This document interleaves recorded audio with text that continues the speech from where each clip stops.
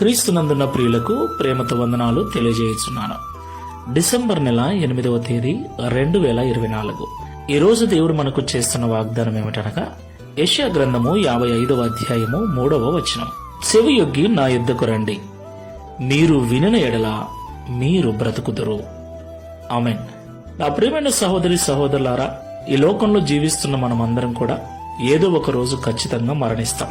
అయితే మనమందరము కూడా దేవుని యొద్దకు వచ్చి దేవుని మాటలు విన్నట్లయితే బ్రతుకుతాము అని దేవుడు వాగ్దానం చేస్తున్నాడు.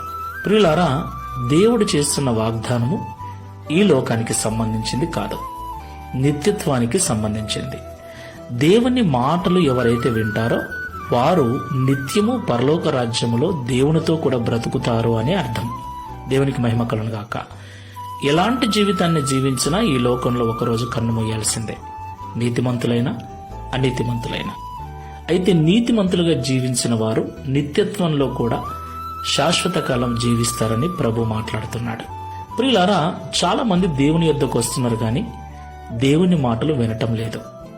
అదేంటి, ప్రతి ఆదివారం వింటున్నాం కదా, సెల్ ఫోన్లో వింటున్నాం కదా అని మీరు అడగొచ్చు.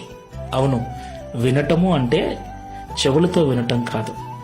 వినటము అనే మాటకు నిజమైన అర్థం, విన్నాము అన్న మాటకు నిజమైన అర్థం ఏంటంటే దాని ప్రకారంగా జీవించటము అని అర్థం. దేవుని యొద్దకు రావటం, దేవుని మాటలు వినటము అంటే దేవుని మాటల ప్రకారంగా జీవించటం అని. ఈ లోకంలో ఎవరైతే దేవుని మాటల ప్రకారంగా జీవిస్తారో వారే నిత్యత్వంలో క్రీస్తుతో కూడా జీవిస్తారు. దేవునికి మహిమ కలుగును గాక.